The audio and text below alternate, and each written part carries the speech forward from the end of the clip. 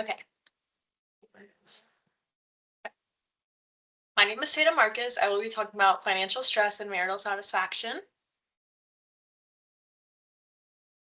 Okay, let's set the stage. The issue is that financial and economic stress is one of the leading causes of conflict in marriages, impacting marriage across all income levels and demographics. This matters because approximately 50% of US marriages end in divorce, and financial disagreement are consistently shown as one of the top reasons couples divorce. What I will focus on in this research is how financial stress directly affects marital satisfaction and whether communication helps alleviate that stress.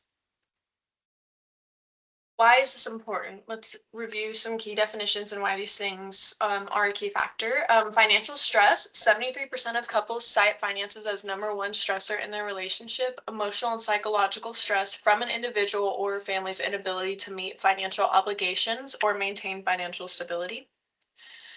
Marital satisfaction, a subjective understanding of overall quality of a marriage, including emotional connection, communication, and conflict levels. Two times more likely to divorce when financial conflict is frequent. Lastly, economic strain model, a framework proposing that financial hardship increases individual stress, which then spills over into marriage, conflict, and reduced satisfaction. Total debt that puts household financial pressure in the US. Research questions. What are we evaluating? First, does financial stress lower marital satisfaction among married adults? Second, are there gender differences in how financial stress affects perceptions of marital quality? Third, does communication frequently help the relationship between financial stress and marital satisfaction? And fourth, do income levels and debt amount predict the degree of financial stress experienced by married couples? First being the economic strain model that we have learned in this study. This study shows how financial issues can lead to individual emotional stress, which then spills over into an unhealthy marriage and decreased satisfaction. The second one being partner weight cost versus rewards in relationships. Financial strain increases costs such as anxiety and stress while reducing overall satisfaction in the relationship. Third, couples who argue about finances at least once a week were 30% more likely to divorce. My hypothesis about divorce driven by financial disagreement is supported by the evidence. This article frequently cited and presents just statistical evidence that financial disagreements are more damaging to marriages than other types of disagreements, and this strengthens my hypothesis. Lastly, Pat Cummings and Gyokomori. This study examined real couples in their homes and found that financial conflicts occur more often and more intensely and are not resolved more than conflicts about other topics. This article shows that communication can help reduce financial stress and improve overall marriage satisfaction. My hypothesis and potential outcomes for this study, my primary being married people who have financial stress will also report lower marital satisfaction compared to those who report lower levels of financial stress. The second hypothesis being women will experience more emotional impact from financial stress on their marital satisfaction than men. Lastly, communication frequency will moderate the negative relationship between financial stress and marital satisfaction, meaning higher communication is associated with higher marital satisfaction even under financial stress. These were the populations and sampling that I did for my study. The target population was currently married adults in the United States, ages 20 to 60, married for at least a year, lived in the same household, and English speaking. Our sample details there was 30 people that did our sample. It was a convenient sample, and we distributed it online through Google Form surveys. The average age was 38 years old, and the gender split was 52% female, 48% male. The average income was 100,000 to 130,000, so a bit on the higher income side. How did the research get conducted? So first, it was the research design. It was a quantitative research design, survey design. Surveys enable standardization data collection across diverse groups and can be easily done online and anonymously. Second, survey instrument. It was a 20-item questionnaire using the financial stress index and Likert scale, 1 to 5 responses. Thirdly, the distribution method. An online survey was distributed on Google Forms or via Google Forms to my sisters, my mother, and my personal connections. And lastly, data analysis, descriptive statistics correlation were used to examine relationships between financial stress and marital satisfaction scores. Now let's look at what the data actually showed. For this study, I had 30 participants, which I broke into 3 groups based on their financial stress scores from their survey: low stress, moderate stress, and high stress.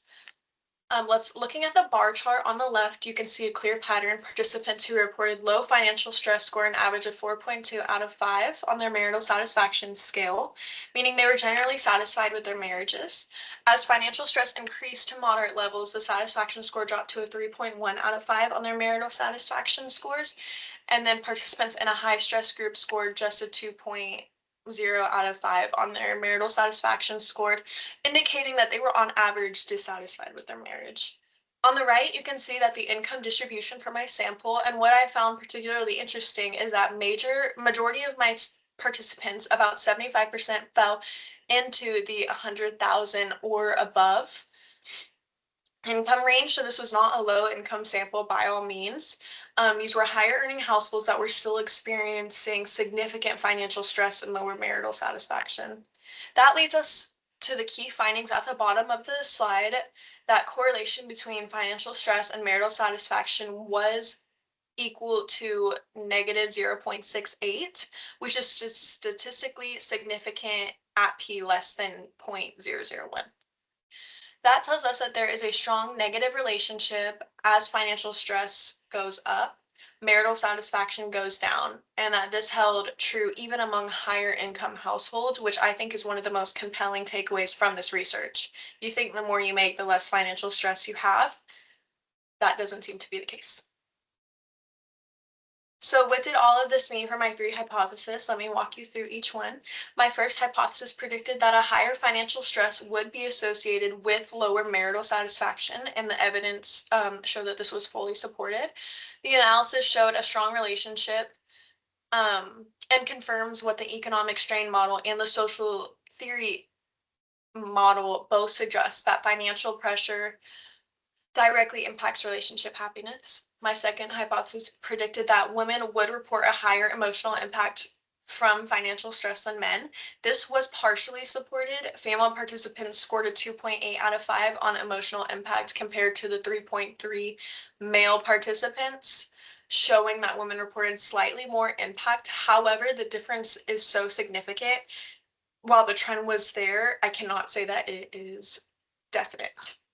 My third hypothesis being predicted that couples' communication frequency influence that stress satisfaction relationships, or influence the stress satisfaction. Couples who communicated daily showed 22% smaller drop in satisfaction even under high financial stress.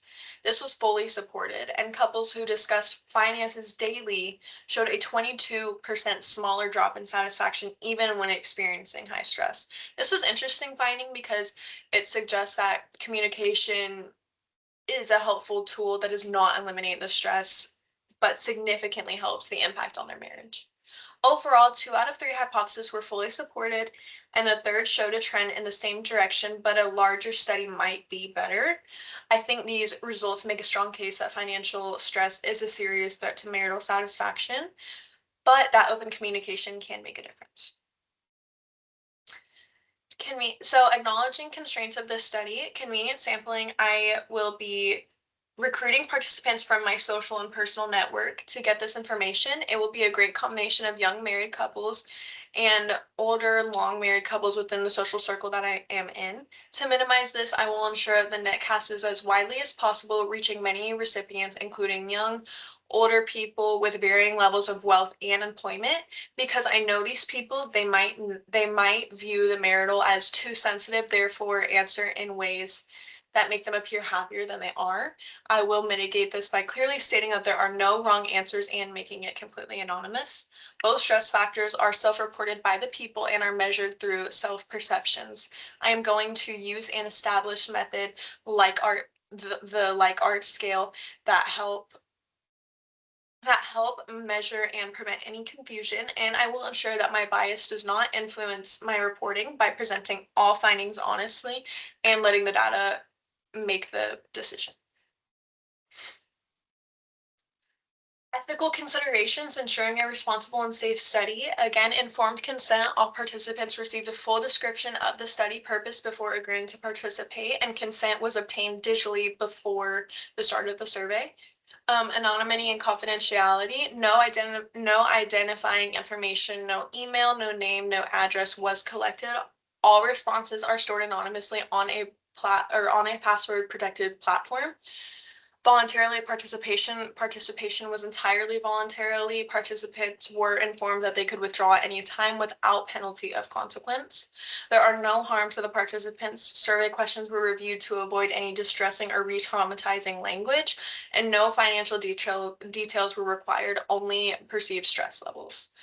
Survey was stored in a Google Forms account with restricted access. Data will be deleted after the project is complete. And lastly, honest reporting. All findings will be reported accurately, transparently, and no data will be manipulated to support the hypothesis. Expanding the study's reach, so a longitudinal study tracked the same couples over 5 to 10 years to observe how financial and marital stress satisfaction evolve, especially during economic downturns like recessions. The second being cross-cultural comparison, which is compare findings across different countries and cultures where marriage norms, gender roles, and economic systems are typically different from the U.S. Third being an intervention research to test whether financial counseling programs, communication workshops reduce the negative impact of financial stress and marital satisfaction. And lastly, diverse relationship types. Expand research to include cohabiting couples, LGBTQ partnerships, remarried couples to understand how financial stress affects diverse family structures. So what does all this mean? This study found strong evidence that financial stress negatively impacts marital satisfaction among married adults, and that was the core question I set out to answer, and the data provided a clear answer. There are 4 things that I want you to walk away with from this research. First, financial stress is significant concern impacting millions of families. And as we saw in the data, this is not limited to struggling households. Even higher income couples in this sample reported financial stress affecting their marriage.